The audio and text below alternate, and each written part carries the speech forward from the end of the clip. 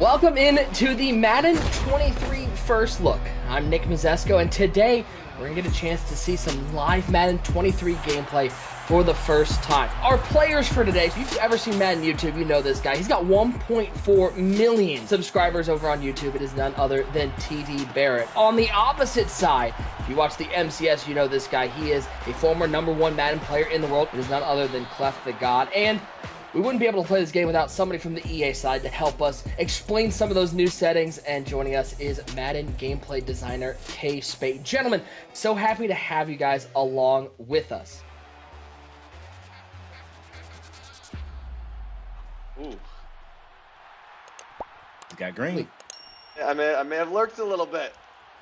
Thought I could fit it in there. I thought I used that freeform, tried to lead it a little to the right. Okay, let's see what I can do here.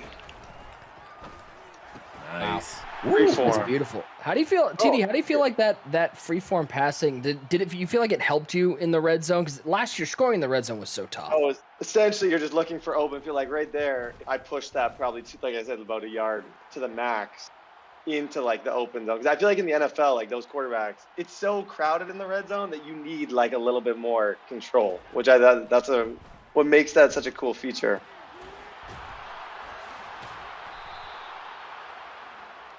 So much stuff happened on this play. First of all, he led him inside, because if he don't, it's probably at best it's a knockout, maybe even an INT. But after leading him inside, that allowed him to make the catch. He was at low speed, so that sent him into the stand-up tackle, which the offensive player was able to win. You see the ring go green, and he's able to get like another 6 or 7 yards. But just see one-on-one, me having better odds to break it because I got the bigger, stronger player. I think it's cool. I think it make it a lot more football, like more relatable to what you see on Sundays and Mondays and Thursdays. Some laser. Yeah, I feel like with cover 3, I got way more room to place passes on like a street. Like anything else with the team, it's like I got more freedom to put it away from the safety or put it away from the corner. You know what I'm saying? And that's where skill-based passing gives you the ability to do. We pass led in Madden for years, but it would be times you would throw a pass and say, well, I felt like I put that, or I tried to lead them, but really it was no way for you to know exactly where you were placing the ball. So placement feels a lot like pass lead in previous years, but now you have visual feedback. You can see your reticle on the field and place the ball where you want to. And we have placement plus accuracy. Now, placement plus accuracy, also, you still have the target area around the receiver. You can place the ball wherever you want with visual feedback. But with the accuracy setting also enabled, you have a small mark on your passing meter that provides a perfectly accurate bullet pass if you hit that while you're passing. With all the skill-based passing with these 360 cuts, it seems like the theme this year offensively is just putting so much more control into the user's hands. Yeah, absolutely, Nick. That's the thing, like agency. We want to give players the control to play the game that they want to play it how they want to play it, and to reduce moments where you feel like, that's not what I wanted, or I didn't try to do that, or I didn't want to do that. We want to reduce those moments. The freeform stuff, like I find it's really like you're literally looking at leverages and like all that stuff a lot more. Like you kind of have to. Here, I almost want to try. I don't know. I can't. How many routes you got out there? Lobbed it over the top. Beautiful. Thank you, Spade. Beautiful. That was dope. With this zone coverage, I see in these coach adjustments when this zone coverage flipping from match to default. What is the difference in that? Yeah, that's a great question. We decided to move match and make it a coach, adjustment. So users will have to explicitly say, I want my guys to play match. Now, obviously, once you turn that on, if you call a regular cover 3, they're still going to play it like a regular cover 3. But we've got plays in the playbook that says cover 3 match, or it's different. Cover 4 is whether you're playing palms or whatever. So if you play match defense, the problem we were having was we had users that didn't completely understand what match was, and it was just confusing. Like, we got play art on the field that looks like a cover 3, and users are calling this, and they're trying to figure out why they got DBs running across the field. So High-level players still like to use match here and there in spots, and we give you that control. But now for players that don't understand it, they're not penalized by accidentally calling a match play and just wondering what's going on the field. Okay, Clef's starting to move the ball. Oh, hello. Oh, let's go. That was Kenneth Murray Jr. Trying to get a little run game established. You know, so slow this pass rush down a little bit, please. Dude, they are cooking off the edge.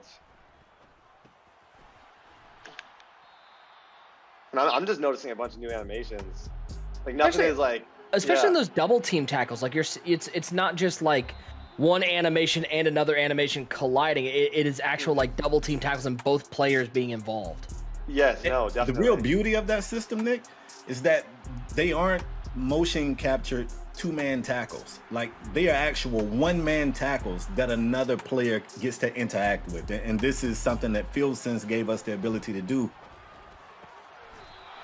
That was beautiful. That might have been the best one of the day. Yeah, I just led that. But if you can show like where his reticle is in that ellipse, like he had it as far left as he could possibly get it. Mm-hmm. And if he don't do that again, that's maybe a deflection, maybe an INT, but it's certainly not a catch. Yeah, no, that was beautiful. Because I go to that guy, and as soon as he sees that, he throws it almost like a seam, like right to the middle of the field. A lot of power this year. That was. That's why he's the best, man. That's why he's the best. And I see this cover 2 invert right here, but it looked like cover 3. Yeah, man. It's a new disguise play. It's a couple of those that's been added to playbooks. High-level players like you, Clef, you guys know how to disguise your coverages. You come out, you move guys around, you do a lot of pre-snap adjustments.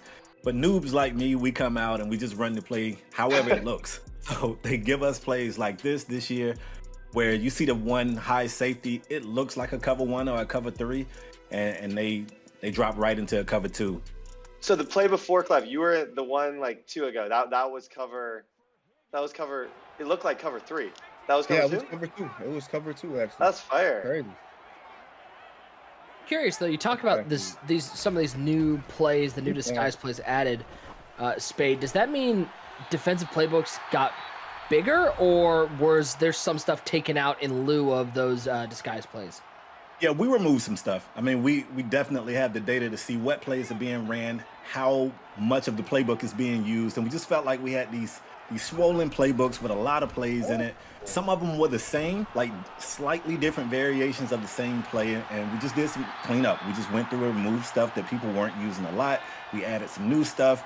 And we feel like it's going to be a little less intimidating when you look in the playbook. You don't want to see 1,000 plays, especially if you're new to the game of Madden. You're looking like, I don't know what to call. So we definitely added some new, removed some old, and kept it balanced. Yeah, that throw he just had was kind of crazy. Thanks, Clef. Had a crazy throw. No, he didn't. Oh my God! Oh my God! I clipped it. Oh my God! Dude. Oh my God! Should I go for this though? This is where it's tough. I don't know. I'm going up against Clef. I feel like 1.4 million subscribers want to see you go for this. I think they do too. They want to see. I think they do. They want to see a dot. Oh, okay. Gotta be quick thinking. Quick thinking. Quick thinking. Oh yes. Oh. I like the read. Yes. Oh, thank you. Thank you. I had to chuck him a little bit with my user. Running that was fun. Oh, that was a good half. Yeah. Fade, while we have a brief moment here, what's a feature that maybe we haven't seen yet? Maybe you're excited to hear people talk about, something that's under the radar. I think I'm going to go with defensive evade moves. Like, this is the first time in Madden we've given users a tool to evade blockers in the open field and just try to get around a blocker. And I think it's going to be that slept-on feature that users won't immediately start to interact with. They're going to play against someone that's using it, and they're going to be like, wait, what is he doing it? And it's going to be that thing that catches on later. But just flicking right stick to the left or right, if you are a defensive player, allows you to sidestep and get around blockers. This is something that I expect later toward the end of the cycle, you're going to see a lot of users really enjoy. With drift logic, the deep zone on the right, if nothing, it will play the crosser rather than just going super far back. You won't just run to a spot and sit in that spot and do nothing. He's going to go to his spot, and he's going to drift with the receiver. Okay, Clef, try You and wanna play try it? like yeah, play Play like cover three. Cover 3. Okay. Yeah. Yeah, I'm gonna look for Guyton here. Do you have hard flats out there? Yeah, I got hard. Yeah. shots, Okay. Okay. If this, yeah. Okay. Let's watch. Yeah. Yeah. I like it. Yeah, Yeah, he with played it. that. He ran with it. So you can see that outside third guy take off with the first crosser, and then the deep middle, he started to pick up that second receiver that was coming over. And that's new, because last year those guys just dropped to a spot and stood there. Spade, we've heard a lot in the lead up to Madden 23 about hit everything and these stand-up tackles. Tell us a little bit about what we can expect from them and what it's going to add to the user experience. Every time you see two players in a stand-up tackle, it's like a one-off situation. You never know how it's going to resolve. It's also not one size fit all, so you're going to see bigger, stronger players able to get out of that a lot faster than smaller players. I think it's really the type of play that can change the game. You can see a ball carrier get in the stand-up tackle and fumble the ball. Their fumble chance is a bit higher when they're in stand-up tackles. This is a mechanic and a feature I would keep an eye on going forward. I'm saying you got to be real methodical with your reads. You got to be really, really quick. There's not enough time to. It don't seem like you could just run around and buy time no more. You definitely can't. Obviously, if you've got some guys with a special skill set, you could be a tad bit more successful than others. But we know last year it felt like everybody was a scrambling passer, and we heard the community loud and clear. People were pretty frustrated with scrambling quarterbacks. They were frustrated with escape artists, which is now an X factor ability and not a superstar ability. So yeah, changes have been made, man. Another interesting thing, we're talking about X factors and escape artists being moved to that. I mean, Clef, you know better than anybody. That's going to be huge for the MUT community, having that be an X factor instead of falling into one of those superstar ability slots. It's going to change how teams are built going into the MCS season.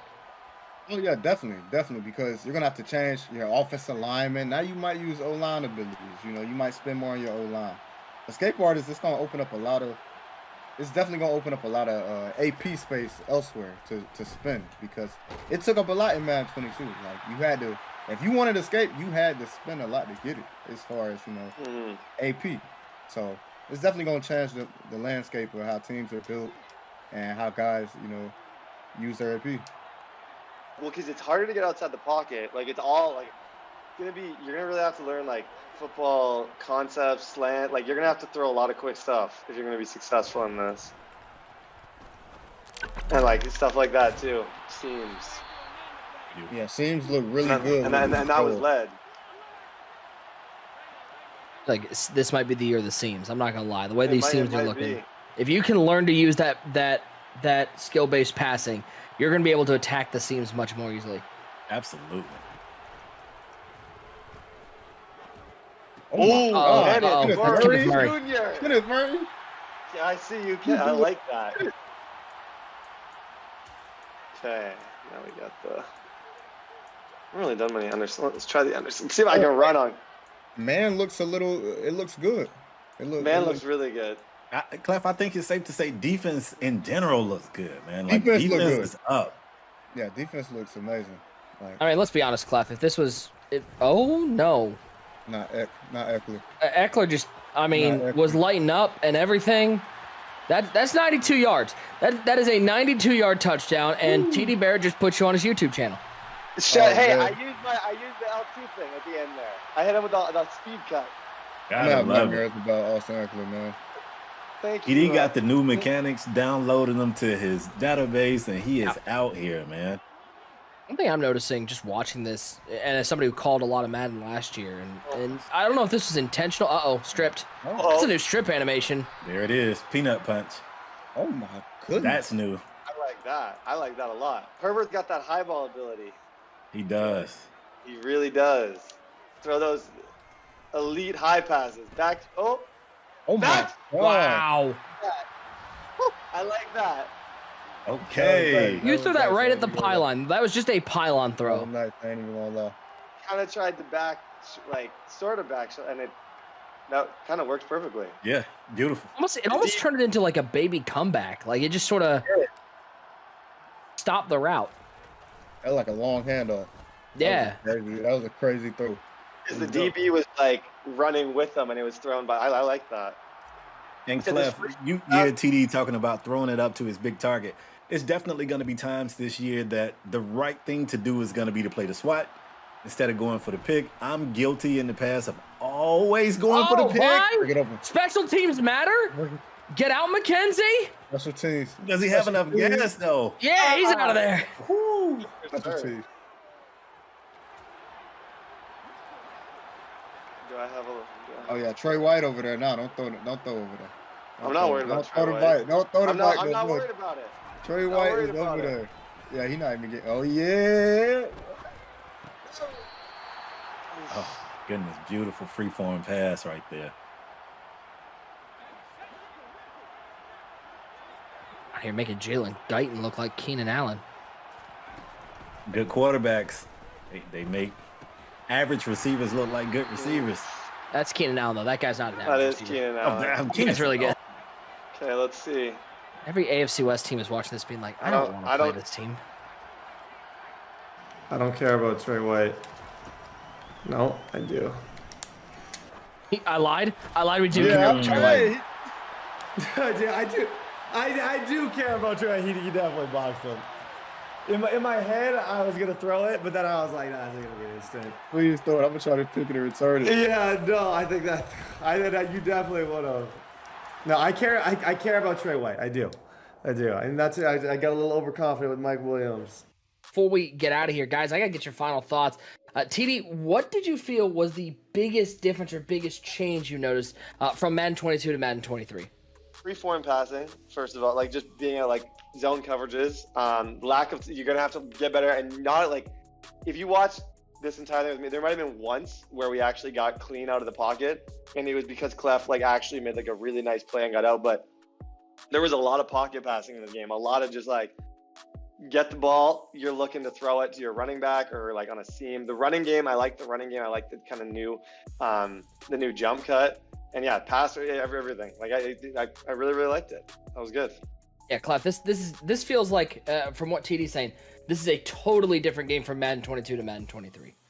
Yeah, it's not even the same. There's nothing you could take from 22 and like bring it into 23 and be like, hey, this gonna work. You know what I'm saying? It's way different from the movement. You know, it's way more user control. Pretty much everything is almost user oriented if you want it to be. The ball is really in your court. Like you have so much control with when it comes to the passing, the running, how you can just stop on a dime. No more spinning, trying to spin to get upfield. You can just hit that L2 or LT button and get upfield yourself. So I really enjoyed it, and I'm looking forward to this year.